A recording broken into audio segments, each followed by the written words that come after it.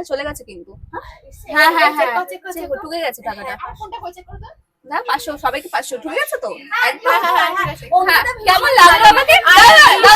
ভালো একটা মেয়ে, ঠিক আছে? আমাকে বলতে দে, আমাকে বলে আমি 400 টাকা পাঠিয়েছিস। 400 টাকা 100 টাকা পরে পাঠাবো, অনলাইনে একটু প্রবলেম হচ্ছে। আচ্ছা আচ্ছা এবার আমাকে কেমন লাগলো একটু বল সবাই। খুবই ভালো, খুব ভালো মেয়ে, খুবই ভালো। 400 দিয়েছিস কেন আমায়?